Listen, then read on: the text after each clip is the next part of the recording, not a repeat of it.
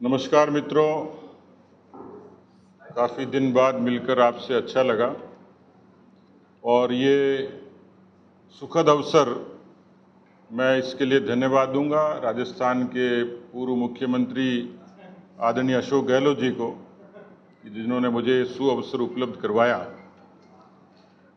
उनकी press conference सुनी और काफ़ी चीज़ें उन्होंने मुझे दोबारा से याद दिला दी। एक गांव में एक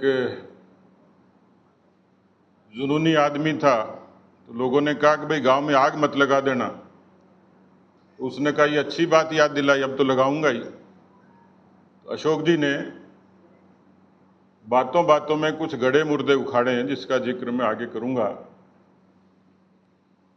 एक तो उनके जीवन को जब मैं देखता हूं, मैं जब राजनीति में आया था तो मुझे भी लगभग 40 वर्ष हो जाएंगे और मेरे से भी बहुत पहले हैं, वरिष्ठ हैं।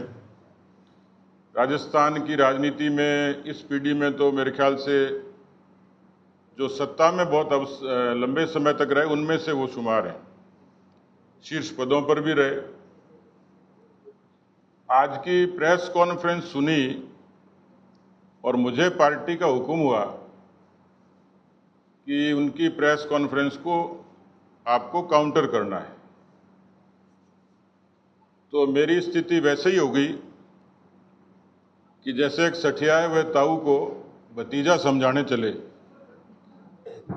क्योंकि उसमें कोई कंटेंट था ही नहीं। ये भी नहीं समझ में आया कि बुलाया क्यों, बताया क्या, निकला क्या। कुछ चीज़ें जरूर थी जो मेरे काम की चीज़ मैंने पकड़ी उसमें। उन्होंने कन्हैयालाल जी की घटना का जिक्र किया। दूसरा जिक्र उन्होंने कपासन की एक किसी सोशल मीडिया की पोस्ट को लेकर किसी युवक पर और हमले को लेकर किया। ये तो सामान्य बातें थी, लेकिन पर्दे के पीछे बहुत बड़ी बात कह गए वो, और आपने गौर किया कि नहीं किया मैं नहीं कह सकता। कन्हैयालाल जी की घटना के बारे में तो स्पष्ट है, ये खुद उन्होंने कहा, लेकिन ये घटना उन्हीं के कालखंड में हुई और उस घटना का जो पृष्ठभूमि थी उसके बारे में उनकी सरकार के दौरान पुलिस को कन्हैयालाल जी ने ये बार बार आग्रह किया था कि मुझे इस तरीके की धमकियां मिल रही हैं। उसकी परिणति ये हुई कि उनकी गर्दन काट के हत्या हुई, जो पूरे देश में सुर्खियों में आया। ये घटना राजस्थान की उस समय की सरकार की सबसे बड़ी नाकामी कानून व्यवस्था को लेके एक अपने आप में एक उदाहरण बन गया था। उसके बाद जो लोग थे, हत्यारे थे, उनको देवगढ़ और भीम में वहां की जनता ने घेर कर पकड़ा था। उस केस में एनआईए में चार्जशीट दाखिल हो गई और एनआईए जो कोर्ट है, अदालत है, वो उसकी सुनवाई कर रहा है। एक पक्ष तो ये आता है कि उन्होंने ये याद दिला दिया कि उन्हीं की सरकार के दौरान राजस्थान अपराधों में अव्वल था। हमने आंदोलन इसी बात का किया था, जनाक्रोश इसी बात की यात्रा निकाली थी कि 17 बलात्कार प्रतिदिन होते थे, 8 हत्याएं रोज होती थी। तो ये कानून व्यवस्था के मुद्दे पर पिछले जो इनकी सरकार के 18 से 23 के कालखंड में राजस्थान जैसे शांतिपूर्ण प्रदेश को जिस तरीके की कानून व्यवस्था झेलनी पड़ी थी, वो भूल गए। सांप्रदायिक दंगे 10% ज़्यादा हुए किसी अन्य सरकारों के मुकाबले, उसमें इजाफा हुआ। आपको भी स्मरण होगा कि करौली और जोधपुर के सांप्रदायिक दंगे अभी लोगों के जख्म मिटे नहीं हैं। ये वही सरकार थी जो ट्रांसपेरेंसी इंटरनेशनल ने उस समय रिपोर्ट की थी कि अपराध भ्रष्टाचार में नंबर 1 कोई सरकार है तो अशोक गहलोत जी की सरकार है। एक लंबी फहरिस्त है, अपराध, कानून व्यवस्था, भ्रष्टाचार, बेरोजगारी, पेपर लीक, ये सारे ऐसे मसले थे जिनके कारण उनको सत्ता से बाहर जाना पड़ा। अब उनको याद आ रही है, लेकिन मैं उनकी प्रेस कॉन्फ्रेंस से मुझे याद आता है, मैं पिछले कुछ वर्षों से उनको देखता हूं। फड़ी फोड़नी नहीं, हुक्म तोड़ना नहीं। कई निठल्ले लोग होते हैं, उनके बारे में कहा जाता है काम कुछ नहीं करना। जब वो अपोजिशन में होते हैं, सिर्फ अखबार में कांग्रेस पार्टी को जिंदा रखते हैं, अपने आप को बनाए रखते हैं। एक आंदोलन उनके खाते में हो कि विपक्ष के नाते अशोक गहलोत जी ने कोई प्रखर आंदोलन की अगुवाई करी, ये पूरी कांग्रेस पार्टी की फितरत है। सत्ता से बाहर उनको सुहाता नहीं है, उनको तकलीफ होती है, और इसलिए विपक्ष का धर्म क्या भूल जाते हैं, और इसलिए अपनी पार्टी को बयानों से उनको जिंदा रखना ये अच्छे से आता है। इस बात को तो मैं मानता हूं कि 5 साल अखबारों में ही रहेंगे, उनको सुर्खियों में बने रहना भी आता है। प्रधानमंत्री जी की विजिट हो रही है, कभी गृह मंत्री जी की विजिट से पहले ऐसी प्रेस कॉन्फ्रेंस करेंगे, कभी प्रधानमंत्री जी से। आपने इस प्रदेश को हर लिहाज से 4,71,000 करोड़ का कर्जा था, जितनी बाकी उनकी खूबियां मैंने बता दी, और भी बहुत लंबी फहरिस्त है। ऐसे ऐसे मसले हुए कानून व्यवस्था को लेके, थानागाजी के दुष्कर्म से की घटना से तो सरकार की शुरुआत हुई थी। कृष्णा वाल्मीकि की हत्या झालावाड़ में होती है, पूरे प्रदेश का एक दृश्य था कि जिसमें अनुसूचित जाति और जनजाति पर 18% अपराध ज्यादा हुए थे। तो जिस तरीके की उन्होंने बातें कही हैं, मुझे नहीं लगता बिल्कुल बेसिर पैर की सी बातें थी, कोई कंटेक्स्ट नहीं था, कोई उनके पास किसी तरीके का कंटेंट नहीं था। लेकिन इतना बड़ा राजनीतिज्ञ व्यक्ति इस तरीके की भ्रमित बातें करे। उन्होंने कहा कि मैं कालवाड़ रोड पर गया, सड़क में खड्डे थे। मैंने तो एक दिन पूरा जोधपुर का लाइव वीडियो दिखाया था।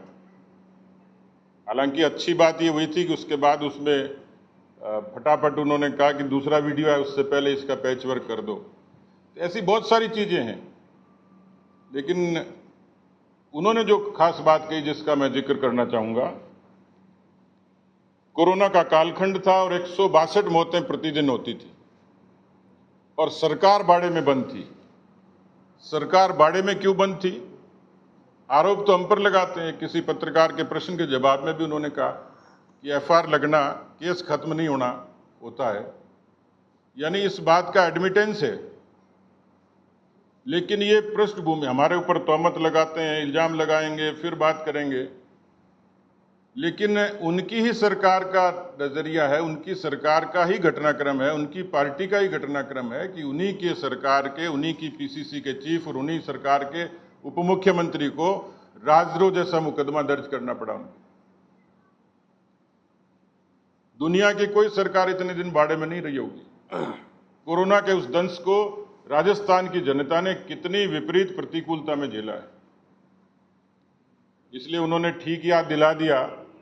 मुझे लगता है कि कन्हैयालाल जी का तो बहाना है, पर वो बार बार उस 2020 की 22 की घटना को जरूर याद दिलाना चाहते हैं, और अपनी ही पार्टी के लोगों पर कहीं पे निगाहें और कहीं पे निशाना। क्योंकि जिस तरीके की सक्रियता मैं देख रहा हूं उनकी, जिस तरीके के बयान है, तो हमारे ऊपर तो रस्म अदायगी है, लेकिन पर्दे के पीछे की कहानी कुछ और है। उनको आशंका है, असुरक्षा है, या उनकी रणनीति है, उनकी सियासत है, उस पर मैं टिप्पणी नहीं कर सकता। आने वाले समय में वो चीजें सामने आ जाएंगी। राजस्थान की और हिंदुस्तान की दोनों ही सरकारें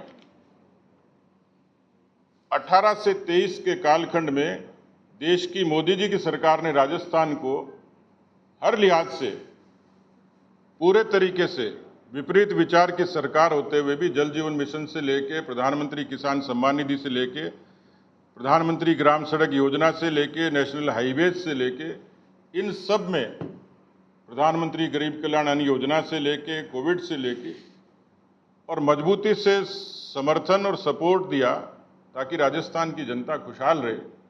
पूरे 5 साल तक जल जीवन मिशन की उस योजना को जनता के घर तक नहीं पहुंचाने दिया, षड्यंत्र किया, भ्रष्टाचार किया, और इसी कारण उनके लोग जेलों में। ये वानगी है, सरकार के आने के बाद कई महीनों तक प्रधानमंत्री किसान सम्मान निधि का पैसा किसानों को इसलिए ट्रांसफर नहीं हुआ कि वो आंकड़े उन्होंने केंद्र सरकार को उपलब्ध नहीं करवाए। आज राजस्थान का 70 लाख किसान पीएम किसान का आनंद ले रहा है। राजस्थान में 40 लाख लोगों को प्रधानमंत्री गरीब कल्याण अन्न योजना का लाभ मिलता है। राजस्थान में 83 लाख शौचालय बने, यानी हर लिहाज से राजस्थान को ताकत और मजबूती मिली है। राजस्थान की मौजूदा सरकार भजनलाल जी के नेतृत्व में अच्छा काम कर रही है।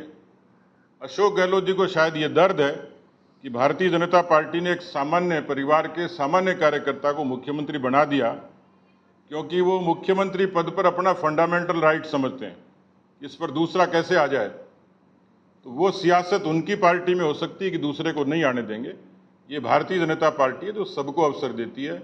मुझे लगता है कि मैंने बहुत सारी चीज़ें, उनकी बातें काफ़ी लंबी थी, जो जवाब देने चाहिए थे वो स्पष्ट नहीं थे, कहीं मजाक में टाल दिए, कहीं नज़रअंदाज कर दिए। तो मैं उन बातों पर तो नहीं जाऊंगा, लेकिन जो उन्होंने कही वो सामान्य सी बात थी कि कन्हैयालाल जी के प्रकरण से जुड़ी हुई जो बातें थी वो एनआईए की कोर्ट में है। एनआईए अपने आप में अदालत है। हाँ, ये ज़रूर है कि कांग्रेस के लोगों की फितरत है कि संवैधानिक संस्थाओं पर उंगली उठाते उठाते अब वो न्यायपालिका तक भी सवाल खड़े करने लग गए हैं। इसलिए उनका भरोसा न्यायपालिका में भी नहीं है तो कुछ नहीं कहा जा सकता। तो मैं समझता हूँ कि उन्होंने जो शुरुआत करी थी और जो मैंने उनकी प्रेस कॉन्फ्रेंस सुनी, जो मुद्दे उठाए, मुझे कहीं दम नहीं लगा। ऐसा लगा कि 900 चूहे खा के बिल्ली चली हज को। कहीं कोई दम था नहीं कोई आरोपों में। खाली प्रधानमंत्री जी के आने से पहले प्रेस को एड्रेस करना सिर्फ मीडिया की सुर्खियां बटोरने भर था। बच्चों के भविष्य से खिलवाड़, ग्रामीण क्षेत्र में गुम विकास, न्यायिक क्रिया में भेदभाव, दबी हुई गरीबों की आवाज। पर अब होगी जनता की बात, सड़क से पहुंचेगी संसद तक आवाज। सिर्फ सुन सरकार, देखिए चाणक्य न्यूज इंडिया पर।